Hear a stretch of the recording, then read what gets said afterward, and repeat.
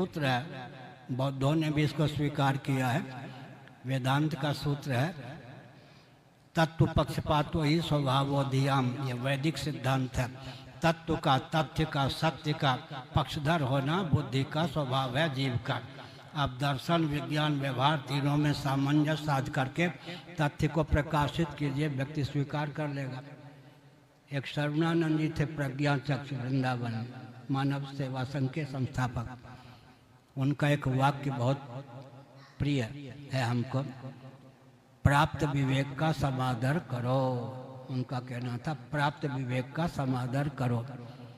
अब किसी के हृदय में आप दर्शन, विज्ञान, व्यवहार तीनों दृष्टियों से सत्य को पहुंचा दीजिए, वह स्वीकार करेगा, उसकी बुद्धि स्वीकार करेगी। हठ के कारण अगर स्वीकार करके भी प्राप्त विवेक का अनादर करेगा, प्राप्त विवेक का अनादर ही उसका भट्टा बैठा देगा। बम गोले बारूद की क्या आवश्यकता। प्राप्त विवेक का कौन थे जिन्होंने कहा सहमत तो हूँ लेकिन गिराए बिना नहीं रहूँगा। नरसिंह राव ने कहा, क्या कहा था, किस विषय को लेकर? हाँ, नरसिंह राव ने कहलवाया, रामालय तट पर जिन संतों ने हस्ताक्षर किया, मैं मानता हूं कि मेरी गुलामी उन्होंने पाई। आपने हस्ताक्षर नहीं किया, उस समय में शंकराचार्य हुआ ही था।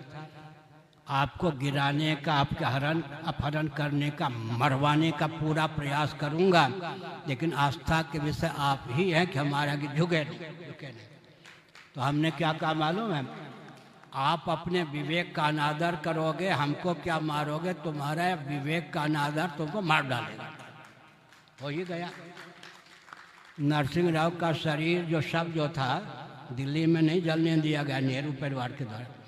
जहाँ ले जाए गए वहाँ भी एक बार में नहीं जला। आंधी आ गई, भगे लोग, फिर दोबारा नरसिंह राव की दुर्गति हो गई हमसे टकराने पर।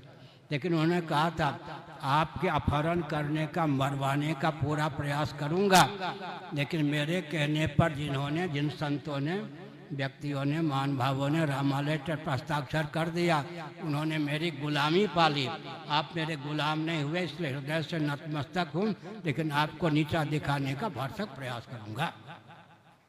हो गया।